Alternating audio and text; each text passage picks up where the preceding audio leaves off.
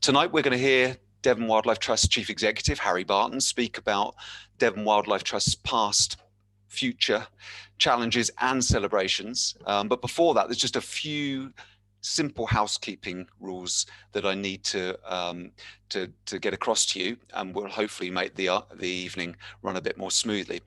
So the first one is about questions. Anyone is free to ask a question, but we ask that you use the chat function, which you'll find in the bottom portion of the screen if you move your cursor over it, and use that chat function to ask your question. If you can ask it in as fewer words as possible and as direct a language as possible, that makes our task much more easier, because we collate those questions. Then I'll be putting those to Harry at the end of his talk. We'll have about 15 minutes or so for questions at the end of Harry's talk. Harry's talk will probably last around 40 minutes in total. So we'll get through as many of those questions as possible, but do use the chat function. The second thing in terms of housekeeping is to say, please could you select using the icon in the top right hand corner of your screen, which looks a bit like a film clapperboard, an old fashioned film clapperboard. If you could select the speaker view option there, that will allow you to see Harry's presentation in its best light. You should all be muted. If you're not muted, could you also please mute your microphone, and then we can concentrate on Harry's presentation. And lastly, if I could also ask you to turn off your video, and that just simply saves a lot of bandwidth, and again should make the presentation move more swiftly and smoothly, particularly when we go from slide to slide. Okay, so all it remains for me to do is to thank you for coming along this evening on this online presentation. And thanks to if you donated towards this presentation, it's much appreciated. Thanks to if you're a supporter of Devon Wildlife Trust. A lot of what you'll hear tonight is because of the support you give us. It allows us to do the work that we've been able to do in 2020. Now, if you haven't donated, or you're not a supporter, a regular supporter, a member of Devon Wildlife Trust, well, why not? There's still an option for you to do so. There's still time for you to do so this evening. All I would ask is you have a look at our website and click on the Support Us button there, and you can find out more about the work we do for wildlife and decide whether you want to become a regular supporter. So it's over to Harry Barton, Chief Executive of Devon Wildlife Trust. And as I said, Harry will talk about Devon Wildlife Trust's past and future, challenges and celebrations. So let me mute myself now and we'll be over to Harry. Thank you very much, Steve, and good evening, everyone. First of all, I'll just check that people can see my screen. So I'm just looking for a wave for my colleagues in the office next door. Can everyone see my screen? Yep, unless I hear anything otherwise, I'll assume that you can. So thank you very much for joining us. This is our last talk of the series this year. And as Steve said, I want to talk about this extraordinary year we've had. And what a year, honestly, what a year we've had. It's been absolutely incredible. And reflect on the future as well. And I must say, I was struggling to think of a slide that could best encapsulate the year we've had in terms of wildlife. And I picked on this one with fly agaric, because I thought, well, fly agaric are these extraordinary things. You never know quite when or where they're going to pop up. They appear very suddenly and out of nowhere. They are rather dangerous, but they are also very magnificent. And I think that in many ways encapsulates the kind of year we have had in 2020.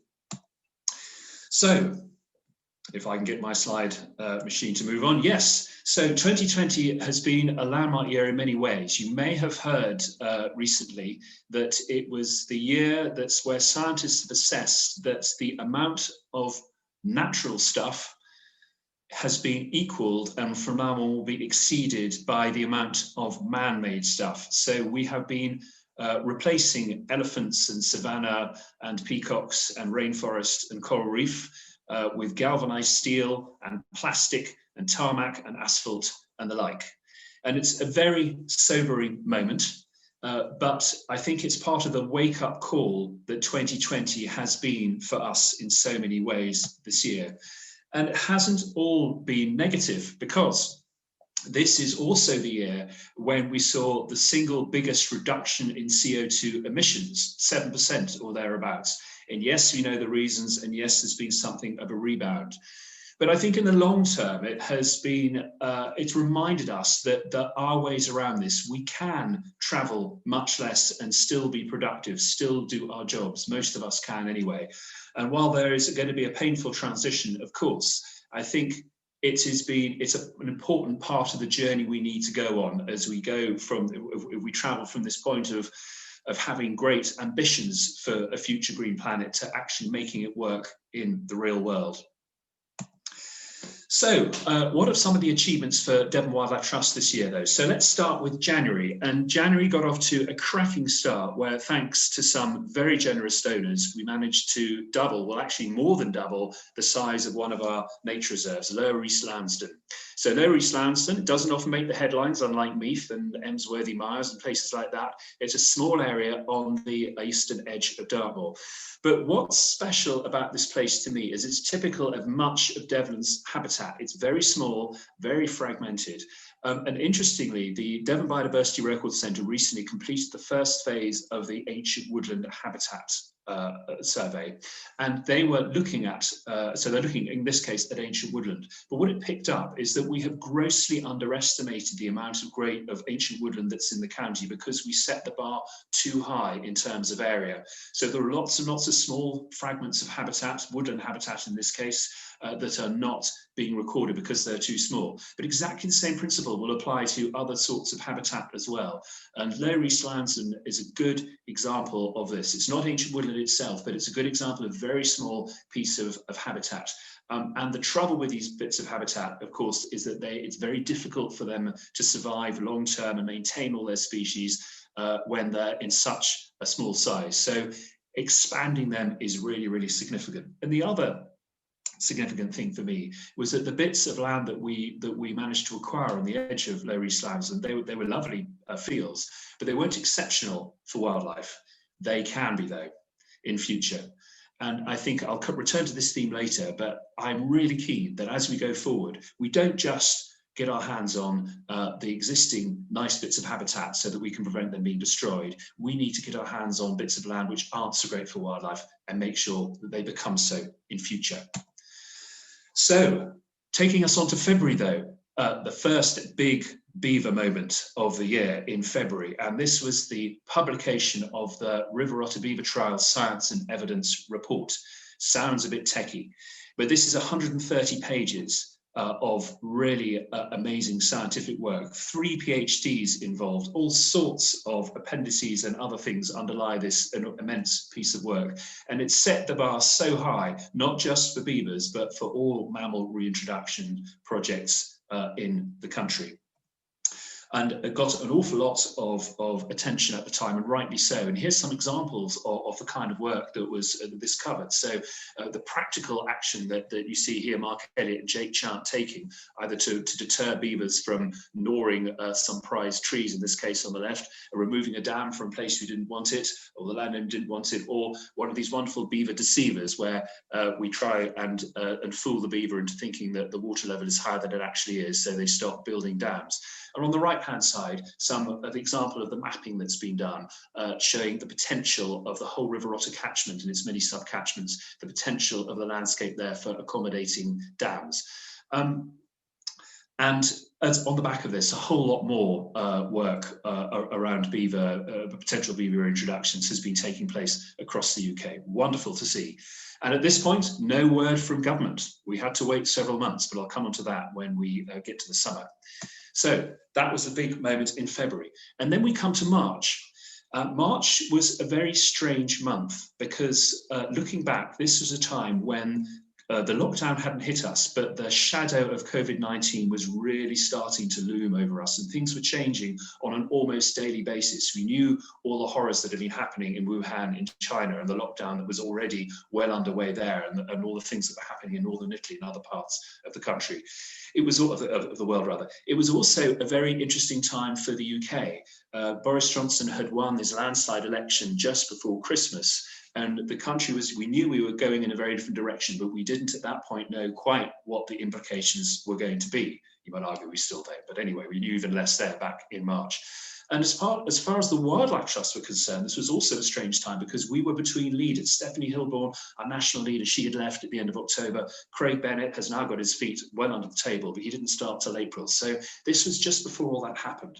But at this point in March, this very sort of shadowy time, all the wildlife trusts right across the movement, from here right there in Scotland, this is the Hander Island, the most northwesterly reserve of any wildlife trust in the UK, right down to Alderley in the far south of the Channel Islands. We all got together and we agreed the basis of a strategy going forwards. Won't talk about that now because we'll touch on the implications of that later. But I have never felt so bonded to all our fellow wildlife trusts as I did at this point in time. And I think it's testament to these difficult times. Often they bring us all together in a very constructive way. And then, of course, along comes lockdown, and bam, we move from this time of normality and us all wandering around the streets and going about our business, and suddenly it's a zombie apocalypse and no one's around.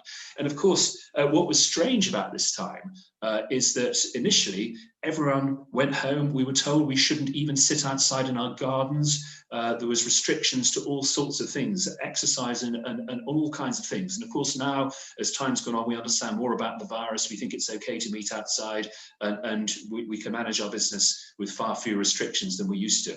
But this was a very, very difficult time for all of us. And it has to be said, I think for Devon Wildlife Trust and for organisations around the country, our work towards our mission was rather put to one side while we adjusted to the huge implications of this and our finances and everything else. And despite this difficult time, there were also some great moments of hope, and this is one that I will always remember. So Extinction Rebellion had planned a protest in Trafalgar Square. So we're looking just here at the National Gallery, and instead of doing the actual protest with people, they laid all these shoes around. So this silent protest, invisible people. And the great message to me from this was, we will not be silenced, we will not be stopped, we will not be deterred by something like COVID-19, because the climate crisis is longer term, and we mustn't forget about it. And there were also positive noises from the rest of the world. So in northern India, there were reports of people being able to see the Himalayas from their village for the first time in 30 years. And it'd be worth, isn't it? Worth parking your car at home to get this view out of your window in the morning. There's Everest in the background. Still haven't managed to climb it, just can't find the time, sadly. But it's just, how amazing was this? And from a personal point of view, I find this a challenging time, but I also find it a wonderful time. And I'm acutely aware when I say this how lucky I am because I live on the edge of Dartmoor. But I was able to walk out of my house in a very short period of time without even getting into the car or cycle, and get to places like this on Dartmoor. And I remember never, ever hearing such an incredible sound of skylarks absolutely everywhere. The whole sky was alive with them. I've never heard anything like it. And I remember that all my life. And I used to sit outside in the evening with my wife and listen to this amazing chorus of birdsong. What a fantastic spring it was. And I think people around the country who are lucky to get outside were able to reconnect with nature at this moment.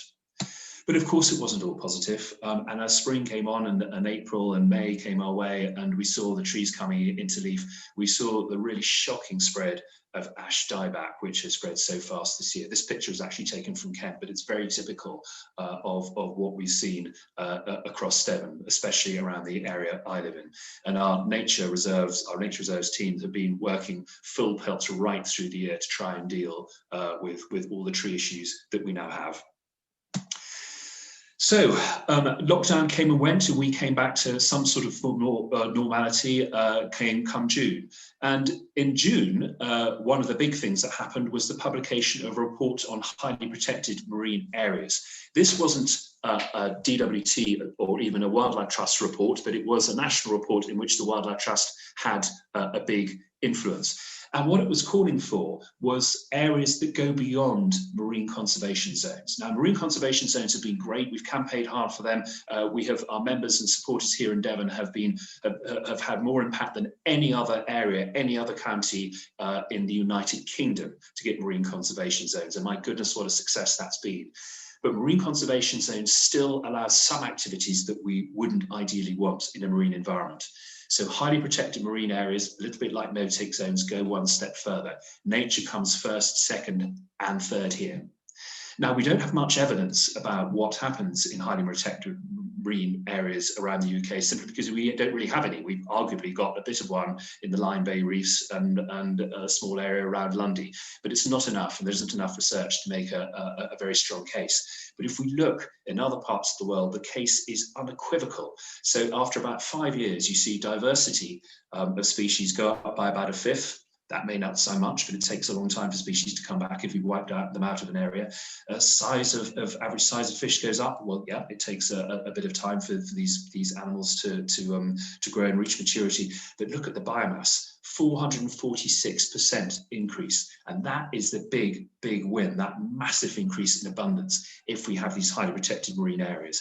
And if we look at this slide here, this is a before and after slide. Now, this is a marine zone set up by local fishing communities, not imposed by the state, but set up by local commission communities off the west coast, Baja, California, so the Pacific coast, east coast of North America.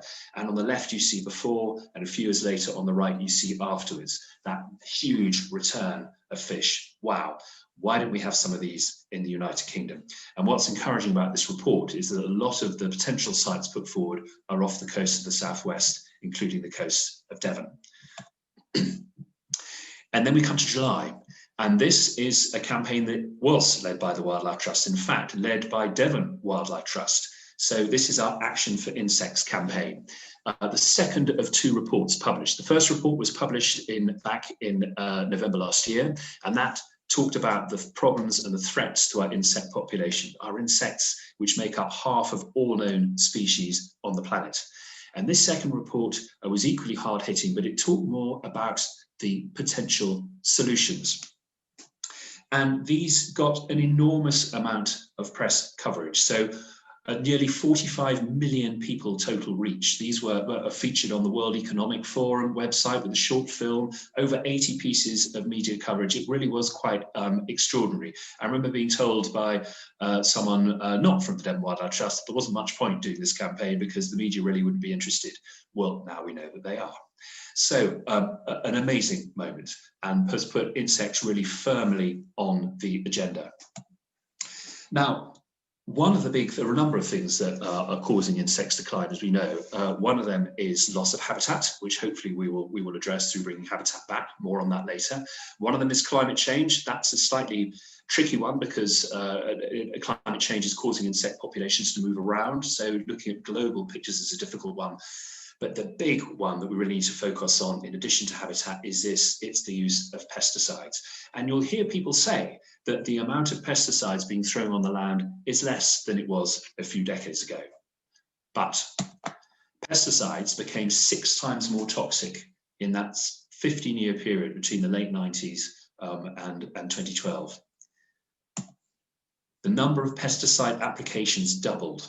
So the average hectare arable land now is receiving nearly 17.5 applications in a year.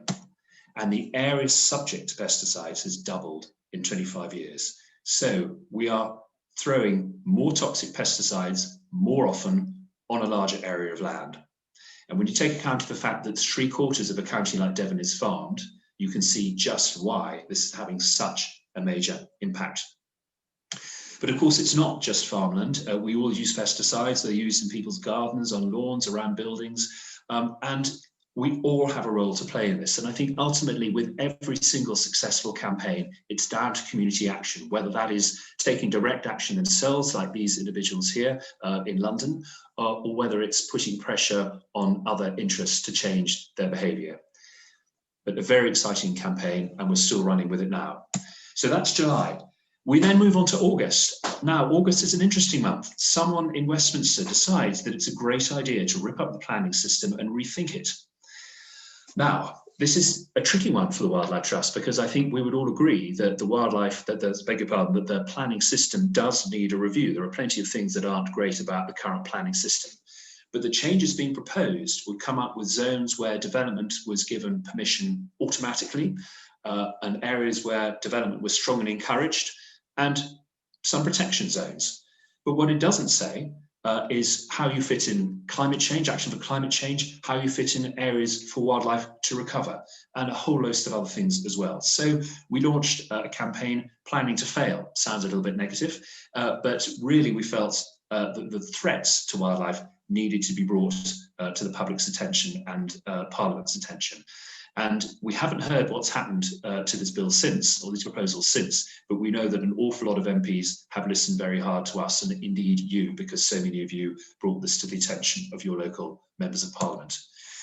But I think with all these things, it's important not just to be negative. Of course, we have to be critical, but we also need to come out with constructive solutions as well. And there are lots of good examples of good planning and urban planning around the world. So this one here, this is from Milan on the right, the Bosco Verticale, or the vertical forest. A wonderful way of bringing wildlife right to people's homes. And there are cities all over Europe and indeed beyond that are greening up fantastically. And our contribution to this at the Wildlife Trust was this thing on the left here, this concept of wild belt. So I'm sure everyone's familiar with green belt. So this was something that came out of the Town and Country Planning Act, whatever it was, 1947, 1949, just after the Second World War. And at that time, the big threat to the countryside was seen by urban sprawl, these awful, dirty, smoky things which are spreading out into the lovely, clean countryside. And of course, things have changed since then. Our cities have cleaned up a lot more, and our rural areas may seem a lot cleaner, but actually they're a lot more toxic than they used to be. So what we are proposing here is, instead of a green belt, which is trying to prevent urban sprawl, a wild belt, which is trying to encourage wildlife's recovery and spread within cities, around cities, between cities, and feeding out into the wider countryside beyond. Wild belt was debated in Parliament recently. Number 10, we know, is very keen on it. What happens to it? Who knows? We may find out in the new year. But the reason for things like wild belts being so important is because we have this overwhelming ambition that we need to achieve. And this is not just a Devon Wildlife Trust one, this is a national and international one. The slide you see here isn't anything that the Devon Wildlife Trust has produced. We don't have that many jaguars here in the county. This comes straight from the World Economic Forum's website, because this is being debated by world leaders, the World Economic Forum, the United Nations, and all sorts of organizations. It's underpinned by science. We need 30% of the planet, which means our land and our seas, to be protected for wildlife. Now, in September, Boris Johnson surprised us in a good way by committing to this and saying, yes, we are going to sign up to this in the UK. We are going to have, at least in England, 30% protected for wildlife. There was, however, a slight, I don't know if it's the sting in the tail, but there was a slight confusion, because what Boris Johnson then referred to was our protected landscapes, which you can see in this slide here. So we've got our national parks, our areas of outstanding natural beauty. We're very well blessed with these, as you can see down in the southwest. We've got 2 national parks and 5 AONBs here in Devon, and very, very wonderful landscapes they are, but they are not landscapes for wildlife necessarily. So here is a slide of Exmoor, and goodness, isn't that a stunning view? But if you look at it for any length of time, you'll see that actually most of that is quite intensively farmed. There's a bit of wildlife habitat in the foreground and a bit in the far distance on top of the hill, moorland habitat in the far distance. But most of that is actually very intensively farmed, not much space for wildlife. So it's too simple to say we've protected this in the national park, it's already protected for wildlife. It's not. Now, this is a slide that I know some of you have seen before, and apologize if I'm repeating it, but I think it's such an important message. We need to put it across. So we need to get 30% on land and at sea. I'm just going to focus on land for now. So at the moment, nationally, about 13% of our land is protected for wildlife, properly protected for wildlife, about 13%. It's probably about 15% in Devon, slightly higher. Now, in the government's proposals in the 25-year environment plan that came out a couple of years ago, it's pledged to create another 500,000 hectares for wildlife, and that's about another 4% or so. So that still leaves another 13% that we need to account for to get to that magic 30 figure. So if you're looking at Devon, where we're 15%, it's basically doubling it. And this is why you often hear me say we need to double the area of wildlife habitat in Devon in the next 10 years. And that's what we need to do to hold on to the wildlife we've got long term. I think we need to achieve more than that if we want to start really bringing wildlife back long term. We need to be aiming for an even higher figure. Now, and the other side of the pie chart here, you see the remaining land area of England, 70%. I'm not going to talk about that now, but it's still important. I'm going to return to that in a few slides' time. So then the question is, how do we do this? How do we create this 30%? How do we get around this massive challenge? Well, this slide here is showing a map of the current mapped priority wildlife habitat that we know of. So this is the meadows, the ancient woodlands, the heathlands, the high quality wildlife habitat. And as you can see, there's some large chunks, particularly in areas like Dartmoor and on the edge of Exmoor and our river estuaries. But most of it is these tiny little fragments, some really too small to see on a map of this scale. And this is where most of our wildlife is currently, and we need to protect it better there. And we need a mechanism, we need a master plan for how we do this. And that master plan is the Nature Recovery Network map. Now, we're still working on this in Devon. But here's an example of a county that's slightly ahead of us. So this is being produced by the Wildlife Trust of Bedfordshire, Cambridgeshire and Northamptonshire. So here you see a part of Northamptonshire. And what this map shows is our existing habitat, the existing habitat they've got there, and also broad zones where it can spread out along river valleys, along the ridges of hills, and along other corridors. Now, what I hope we can do in Devon is something even cleverer than this. So we're overlaying this with soils data and other information as well. So we should hopefully be able to look almost on a field by field basis at where we can recreate habitat, and also the win-wins where we can look at the best places, not just for habitat, but also for storing carbon, for storing water to control flood, and a whole load of other things as well. Very exciting. So back to 2020 then, that was September and the Prime Minister's announcement, and we're still working on his interpretation of wildlife protection there. But come October, and we do something rather more practical and less based around maps. This is Idford Common, and it became Devon Wildlife Trust 58th Nature Reserve in October. And what a wonderful piece of land it is. Wow, look at those views. I was up there with my son a couple of weeks ago, and it was absolutely fantastic. We saw some Dartford warbler over the summer. I'd seen an adder, and not only is this probably the finest bit of lowland heath to the west of the Exe, it's got views on a sunny day like this that you really cannot beat. But it's just important to say, with reference to my last point, this is not in a protected landscape. None of this area here, this little bit is a triple aside, but none of this wonderful piece of land that we're on now is in a protected landscape. You can see one in the distance because that's Dartmoor, but this isn't one in itself. Now, come October, and the next big announcement from government is the 10-point plan for a green industrial revolution.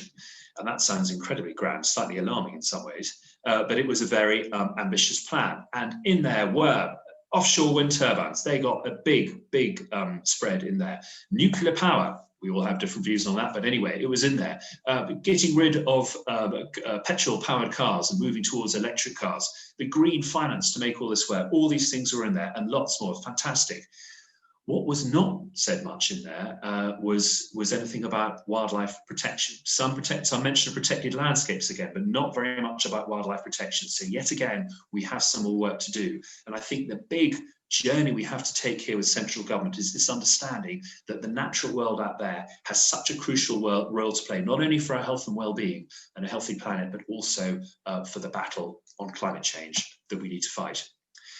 And with that in mind, one of the challenges that we are busy underway with at the moment in Devon Wildlife Trust is making our own organisation carbon neutral, or even, as I'd like to see it, by a few years' time, carbon positive. We set ourselves the goal of doing this by 2030, where I think we were the first wildlife trust to do it, followed closely by Derbyshire, and now all the other wildlife trusts have done it as well. So we recently secured, in this month, in October, we secured some funding to make our buildings more energy efficient. So here we are in Cricklebit Mill. I'm sitting here at the moment, it's nice and warm, but it's not as energy efficient as it could be because we rely on an old-fashioned gas condenser boiler. We will be replacing that with an air source heat pump. And hopefully, and we got our first electric vehicle as well this month, which is very exciting. And hopefully within 2 years or so, all our vehicles will be powered by electric. But of course, the most energy efficient form of car is the one that you leave parked on the drive or in the garage, because none of these things are entirely carbon neutral. So the most important thing we can do is change our habits. And this, I think, is where, going back to the lockdown and the change in mindset this has brought on all of us, is so important.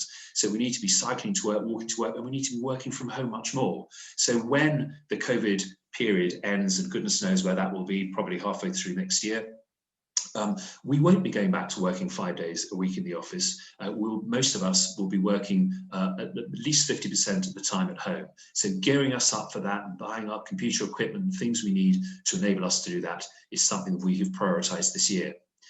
Now, if you're watching Have I Got News For You, and this was the odd one out round that they used to have, the odd one out in this is the slide in the bottom left, because all the other three slides are about the way we can reduce our carbon emissions. But there will always be some carbon emissions that are unavoidable. So we also need to look at how we can increase the ability of land to suck carbon out of the atmosphere. And you see a great example of this here. So this is a dam built by a beaver. This is just outside Bigton on the River Otter catchment in East Devon. And this wetland that's been created is one of the most effective things that we can have for sucking carbon out of the atmosphere. So we do need to look at this and how we can do more of this on our land and beyond. I can return to that shortly. And where we are today, so we're now December, and we've been waiting patiently for a new environment bill. It's been delayed by things going on the continent, which I'm not going to spend any time on talking about, because I think we're all sick of hearing it. But the environment bill is absolutely crucial for us, the single most important piece of new legislation we are likely to have in the next 10 years, as far as the environment's concerned. And as of tomorrow, we're going to be launching an e-action, and I'm hoping as many people as possible will sign up to that and start getting in touch with their local MPs, and we'll be following up with this after Christmas. But there are some important changes we need to make to this bill. We need a watchdog with teeth. At the moment, the watchdog is far too wishy-washy, far too many ways that the government can get around this. It's no way a replacement for the European Supreme Court. There are still exemptions, believe it or not, for big development around biodiversity net gain. So now, if you're building some houses, you're doing a development, and if you're damaging any natural habitat, you have to put back more than what you've damaged or destroyed. So that's the principle of biodiversity net gain. But if you're a big project like HS2 or a motorway, you're exempt. Well, what on earth is that about? These projects should be the ones flying the flag and doing more than anyone else to set a great example. We need targets that mean something. So the targets in there at the moment have no legal basis, and that means it will be easy for governments to get around them. We can't have that. We need to make it absolutely legally binding on governments to deliver those targets for wildlife, for climate, for everything else. And right at the centre of this, we need the Nature Recovery Network. There is some mention of it, but it's a bit wishy-washy. It's not very clear. The Nature Recovery Network is the means. It's the grand master plan to bring nature back, to get to that 30%. We need that in the Environment Bill. And then, of course, there's the vexed question of funding. So in the announcement that we heard on the 10-point plan, the government announced £40 million for the environment. That's great. But shortly before that, it had announced £27.4 billion for new road building. Well, in future, I'd like to see those reversed. I'd like to see 40 million for new roads and 27.4 billion for wildlife. Well, actually, we'll make do with 1 billion. That's what we have calculated ourselves. RSPB National Trust and others have calculated is needed each year for the environment. And it sounds a lot, 1 billion, but it's absolutely nothing compared to what's spent on so many other areas of government. And we know it's so crucial for all of us. So we get to the end of this year and we start to look forward, and a few things to focus on in the coming year. And one of them I'd just like to mention is the Greater Horseshoe Bat Project. So the Greater Horseshoe Bat Project has been running for the last 5 years. It would, in normal circumstances, already have ended, but because of the COVID situation, we got an extension to the end of January. Sadly, we've just learned that we haven't got the fund to continue with the project, which is really, really such a shame. It's been brilliant. So now this project is ending at the end of January, but I just wanted to share with you some of the amazing achievements.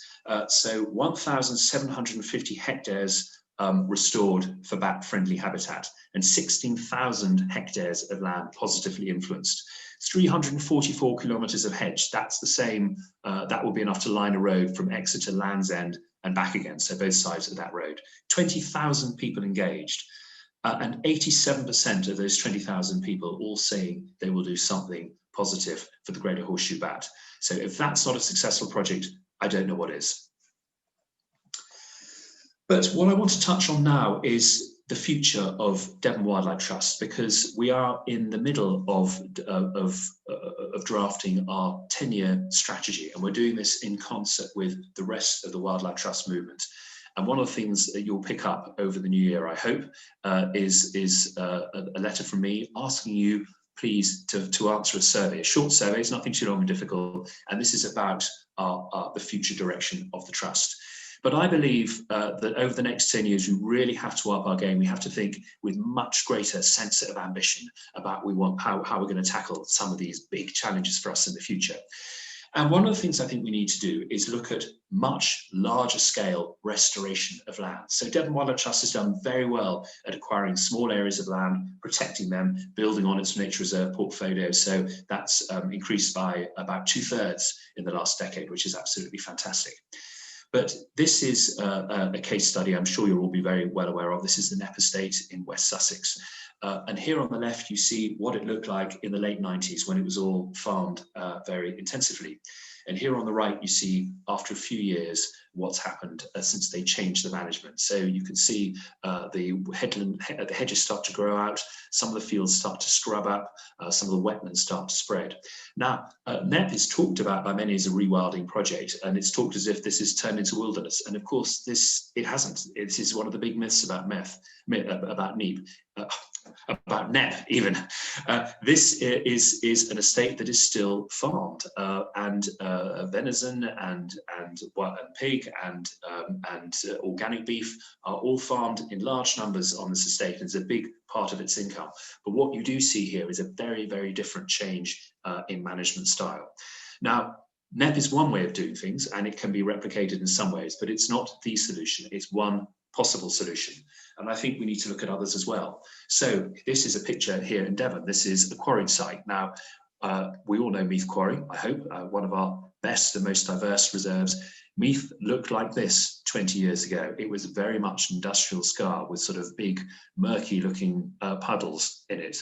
And now it's the most amazing reserve that it is. We have large scarred landscapes here in Devon. We need to think long term of how we're going to bring these back into wildlife conservation.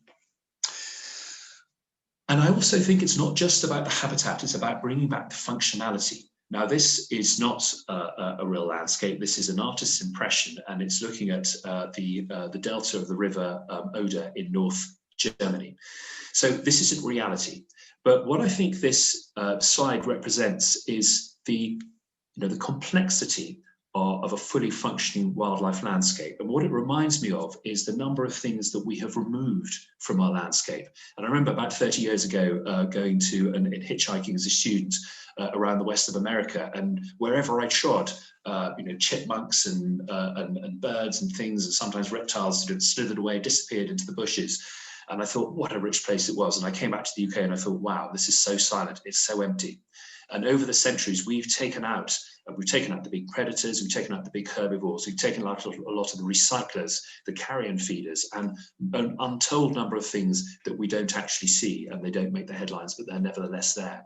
So putting some of this stuff back is incredibly important. We need to be brave. It needs to be led by science, because it's one thing taking something out, but putting it back in again when it's been gone for a long time and its natural controls out there is very different. So it does need to be thought through, and it needs to be led by science, but we need to be brave. We've done it so far with beavers, with success so far, but we need to look at some of these as others as well. So pine martens we're looking at. The red squirrel is being looked at very seriously in Cornwall. The wildcat, or woodcat, as it used to be called, is now associated with Scotland, but actually that's suboptimal habitat for it. It's only there because that's one of the last places it's been persecuted. 100 years ago, wildcat, or woodcat as they were called, used to be found in Devon. We need to be looking at these species. And I put in here a southern damselfly in the top right, just to remind us that it's not all about mammals and big predators. It's about other species as well. Then I think we need to look at abundance. Abundance is absolutely critical. Now, this is not a picture of Devon. It's not even the UK. This actually is a filling station in Wisconsin, and it's not a snowstorm. What you're seeing here is the recent emergence of mayfly. And the numbers of these are so vast, these animals only live for a year, that when they all die off, then you sometimes have to get municipal sweepers to come in and get rid of all the dead bodies of these insects. And well, this kind of sight hasn't been familiar in recent years in Devon. The abundance of fly life, we know in particular, was much, much greater, and insect life generally, and bird life, certainly when I was a child, and last century, last millennia, than it is today. We have seen this gradual, as Mike McCarthy, the independent writer, calls it, a gradual thinning out in recent years. And it's exactly the same, of course, in our seas. We don't see shoals of fish like here off British waters anymore, but we did once. And of course, we could again. So abundance is something that I really want to bring in to the plans of the Devon Wildlife Trust. It's not just about protecting the rare, it's about making the common even more common, because that's how most of us interact with wildlife. But looking at the seas as well, this is so critically important. We've done very well protecting marine habitats, and we will do an awful lot better if we have highly protected marine areas as well. But one thing we have manifestly failed to do is protect large areas of the sea for mobile species. That's the fish, the charismatic megafauna like these, the common dolphin, or the harbour porpoise, or the whales, the basking shark, these big beasts. Very difficult to protect, of course, because a lot of them travel long distances, but we need areas where there isn't ghost gear that they can get snarled up in, where there isn't regular trawling, where they can breed and shelter at key times of year. And I'm talking thousands of kilometres of sea space. That's what we need. Wouldn't it be wonderful if we could do that and see these species come back and frequent our shores in large numbers as they once did around Devon again? Now, earlier on the slide, I talked about the other 70%. I'd like to talk about 70% of the sea, but I'm afraid I've only got time to talk about 70% of the land. So the 70% of the land is critical. So this is the 30% we need to protect for wildlife, but the other 70%, it's important how we manage this too. And the key asset here is soil. And soil is so important for carbon storage, for its water benefits, for its food production, of course, and for its biological diversity. So here are some of the weird and wonderful and downright scary sometimes beasts that you find in the soil. 1/4 of all known species live in the soil, and 1 single teaspoon of soil can have more living organisms than there are people on the planet. So how do we manage this? Well, we can't all manage it all for nature, and it can't all, even if it's farmland, it can't all be managed like NEP. So we need to look at other solutions. And this is an example for the Netherlands. This is an example of what I call restorative or regenerative farming. So what you see here is a number of different crops. You've got ground crops, and then you've got tree crops, and between them, you've got a lovely hedge line as well there. So you've got a real mixture of habitats and a real mixture of crops here. Now, there might be some farmers who look at this and say, well, this is hippie farming, this isn't commercial farming. But there are plenty of farms who do survive commercially and are very productive and much less hungry in their use of chemicals. And also, there are high-tech solutions to this as well. We need to think minimum tillage. We need to think organic farming. We need to think sometimes high-tech farming. All these things are possible. And they may not be the best thing for the wildlife in terms of the habitat, but they are absolutely essential if we're going to preserve our soil and its many functions, not least of which is sequestering carbon. And on the subject of sequestering carbon, I believe that we need to do much more for this at Devon Wildlife Trust as well. It doesn't necessarily mean that we have to go into big solar arrays. I don't think that's our business, but I think our business is about holding land and managing it in a way that maximizes its potential for sequestering carbon as well as wildlife. Now, when we talk about this, there are 2 types of habitat that always tend to get mentioned. One is peatlands, and you see a great example of this in the flow country, and the other is woodland. Now, in this case, it's slightly unfortunate because you see a coniferous forestry planted where it shouldn't have been on the flow country. But nevertheless, forestry, if it's in the right place, can be extremely effective for sequestering carbon.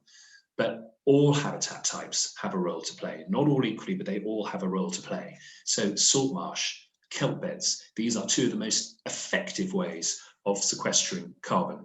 And wouldn't it be wonderful if we can come up with a mechanism that the unavoidable carbon emissions, which will always exist, can be put to creating habitat like this around Devon and around the UK. And I would love Devon Wildlife Trust to be at the centre of that. But Devon Wildlife Trust can't do everything.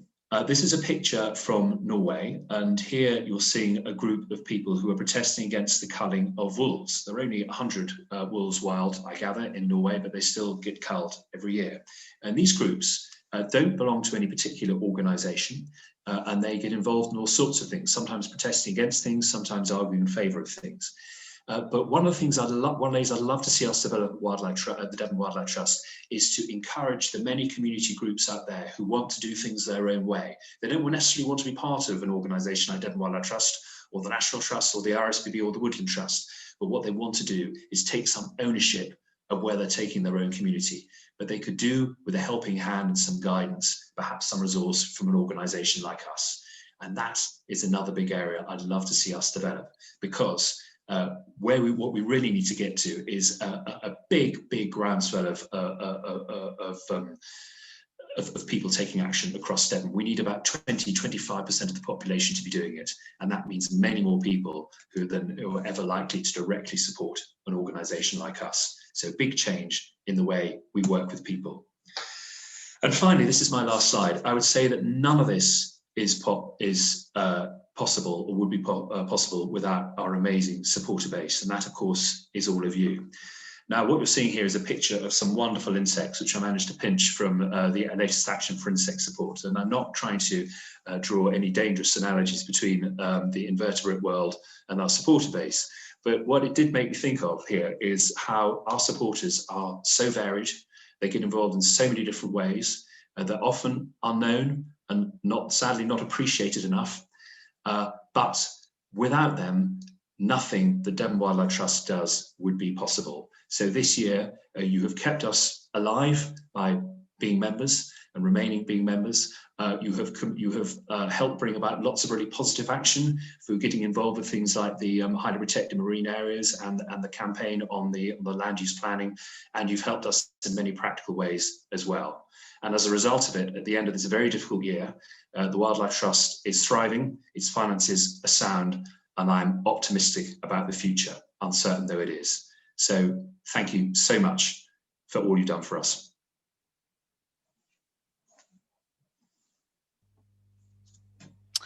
Thank you, Harry. That was the year that was. If only it went as smoothly as your presentation did. So thank you again for that. We're going to take a few questions now. We're probably about 10 or 15 minutes of questions, which I'll put to Harry. I'm sorry, we're not going to get through all the questions, the many questions that you've put tonight, but I'll do my best. So let me start off, Harry, with something that addresses one of the earlier slides of your talk. And it says, how does Devon Wildlife Trust plan to connect these isolated fragments of habitat to create resilience amongst the wildlife of Devon? Yeah, it's a very good question, and there's no simple answer. I think to start with, we've got to do the mapping work. We've got to be absolutely certain of where all these habitat areas are and what the potential is for linking them together. Because sometimes two bits of, say, woodland or meadow are isolated for a reason, because the bit of land between is a very different type of habitat. So we need to do that opportunity mapping. Then, of course, we need to look at all the different mechanisms available. So we might be what people normally think of as an organisation like us for trying to acquire the land. Actually, that's fairly low down the list. The first thing we normally do is talk to the landowners concerned and see if we can influence them, advise them, help them change management practices. We need, and of course, Devon Wildlife Trust can step in and acquire the land or take a direct role in it on occasions. But also we need to be influencing the government policy. So there's things like the Environmental Land Management Scheme, there's carbon offset schemes, there's all these green finance which the government keeps talking about. So there's a whole load of mechanisms there which need to happen and be in place in order to give the incentives to make it economically viable for landowners to change the land management. Because the sad truth is that most of the farmers you speak to out there will say to us, well, we'd love to do more. We'd love to have bigger hedges and bigger margins and put this land back to to natural habitat. But actually, to pay my overheads, I've got to flog this land as hard as I possibly can. And until that changes, it's very difficult to bring these changes about across the wider landscape. Thank you. And to go on from that, then another question says, do you think there is space within Devon for wilding, rewilding? And if there is space, where would you start first? Is there a particular area of Devon or a particular habitat landscape? Yes, well, I think the answer to the first bit is yes, there is. The term rewilding I tend to avoid because it's become a very loaded word, and I think it carries with it quite a lot of connotations which a lot of people don't like. I don't think anywhere in Devon we're talking about wilderness. We're not, possibly in the Highlands of Scotland, but I think in a very highly populated place like Devon, I think we're talking about different types of management. But the areas I'll be looking at for a very big radical change of management would probably be our most marginal farmland.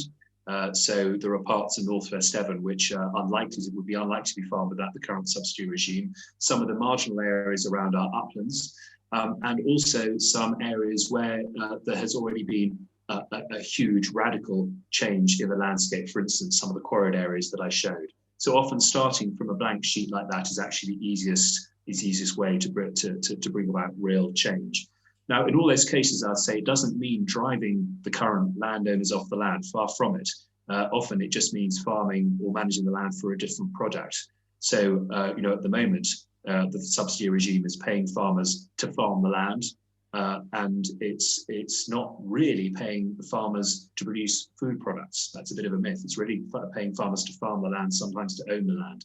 I think we need a new scheme which is actually paying for public goods, for the recreation of wildlife, the restoration of soils, all these things. And that and management can be an important part of that. Different management, but management nonetheless. Okay. I'm going to ask you to multitask now, Harry. While listening to my question, can you perhaps stop sharing your screen so if we get rid of the presentation, then people can see the both of us. That's right. Is that okay? I think that's done it. Yes. So similar question then but in terms of our seas and oceans, what would you say were the main criteria to designate highly protected marine areas? What features are we looking for, and what features are we looking to bring back?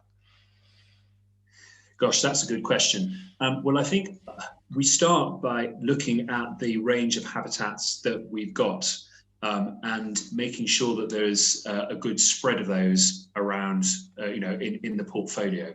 So ideally, you could say, or in theory, you could pick any area of the sea and just say, right, we will stop fishing or dredging or any of these activities around here, and things would gradually start to come back. But I think it makes sense to look at areas like the Lyme Bay reefs, like the canyons some way off the coast, like areas like around Eddystone Reef, like areas around Lundy. So areas where we have very interesting habitats already there, and put lines around them and say, okay, within these areas, which are already rich, we've got the greatest chance of that wildlife returning.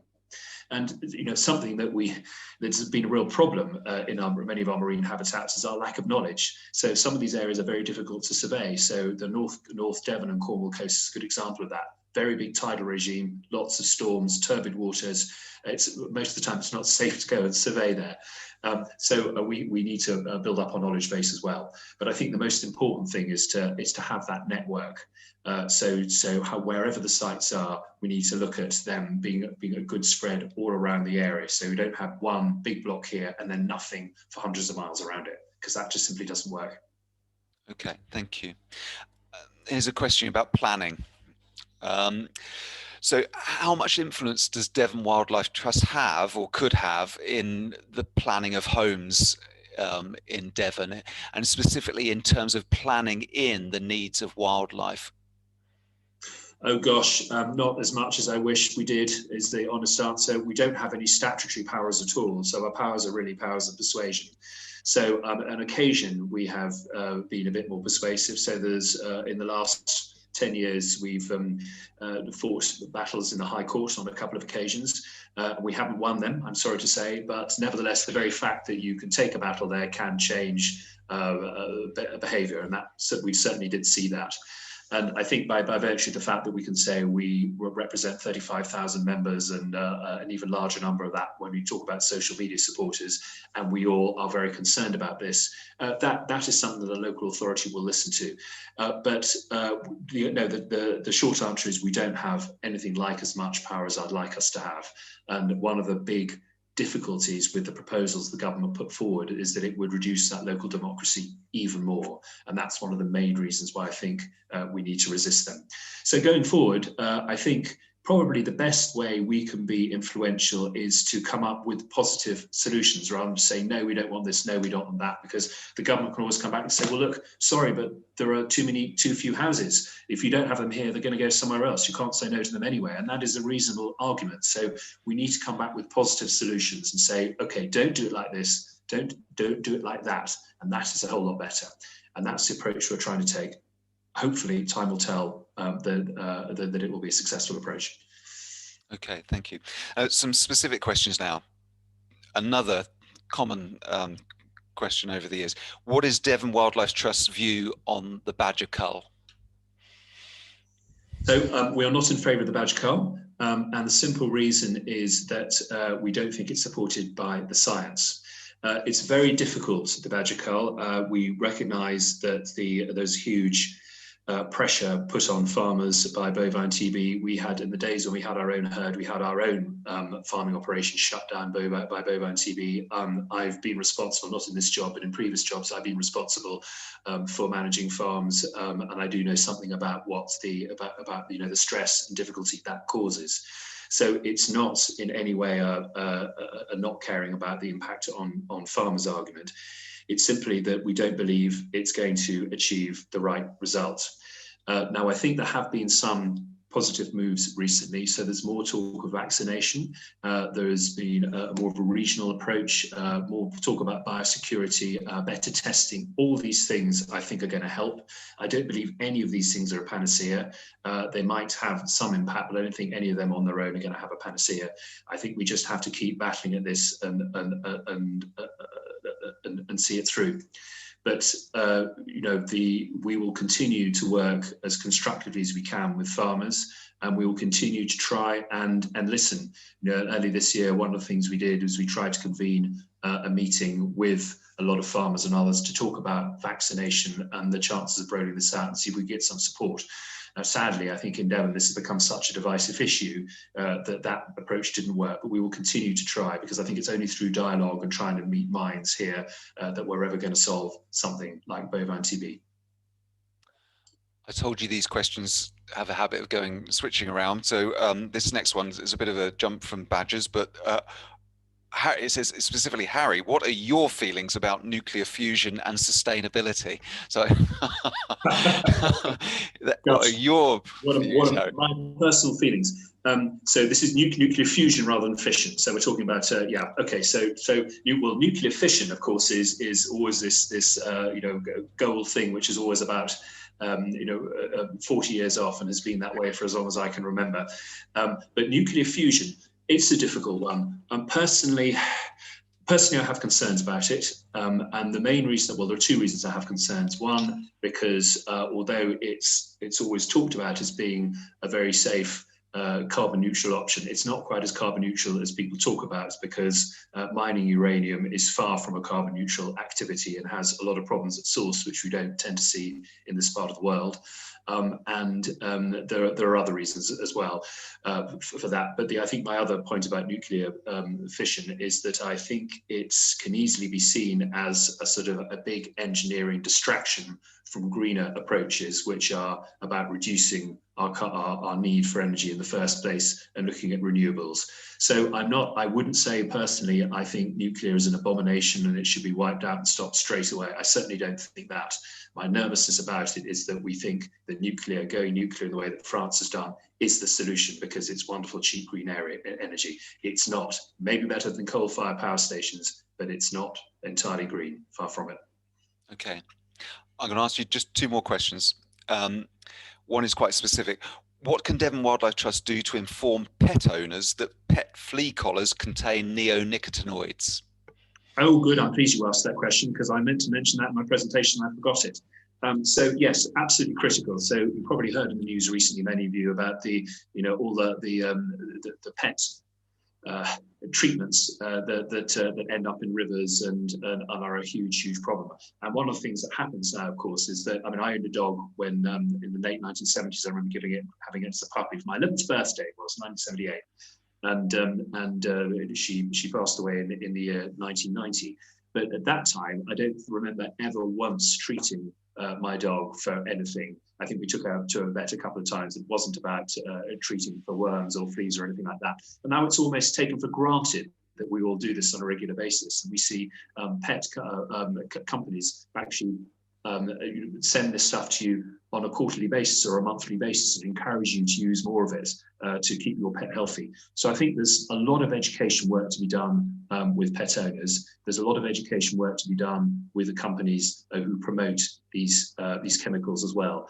And I think the really honest answer is that we need to do an awful lot more work on this as well, because we've been so focused on pesticides and livestock treatments that this has only just come to our attention. So over the next 2 or 3 months, we're going to be working with partners and thinking very hard about how we can tackle this one. But I think, yes, ultimately, it's got to come down to public education.